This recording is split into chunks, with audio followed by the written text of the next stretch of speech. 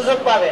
আমি যদি কোনো সিদ্ধান্ত করে আপত্তি দাখিল করলে সে আপত্তি কোনো গ্রহণযোগ্য আসবে না, কারণ আমার সিদ্ধান্ত। সহমতে আজকে উপজেলা পরিষদ নির্বাচন আসন্ন 29শে মে, আজকে তার যাচাই বাছাই পর্ব আমরা অতিক্রম হলাম।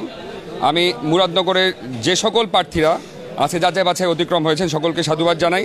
একই সাথে আমাদের মাননীয় প্রধানমন্ত্রী দেশরত্ন জননেত্রী শেখ হাসিনা যিনি যে নির্দেশনা দিয়েছেন উৎসব মুখরভাবে একটি অংশগ্রহণমূলক আনন্দমূলক একটা নির্বাচন হইতে হবে, সেই অবাধ নিরপেক্ষ সুষ্ঠু নির্বাচন, যে নির্বাচন জননেত্রী শেখ হাসিনার নেতৃত্বে আমরা ইতিমধ্যে জাতীয় সংসদে পেয়েছি।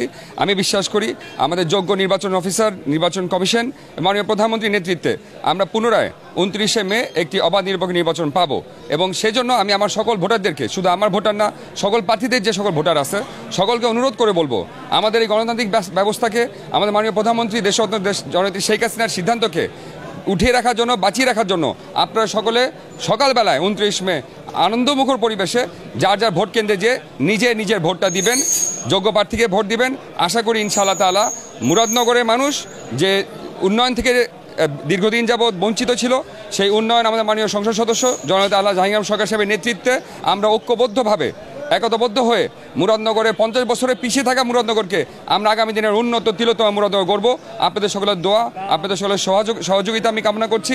আমার সাথে ইউনিয়ন পরিষদের চেয়ারম্যানরা, বিজ্ঞ সিনিয়র নেতৃবৃন্দরা আছেন, আমাদের জেলা আওয়ামী লীগের আইন বিষয়ক সম্পাদক, ভাইস চেয়ারম্যান প্রার্থী সকলে আমার সাথে আছেন।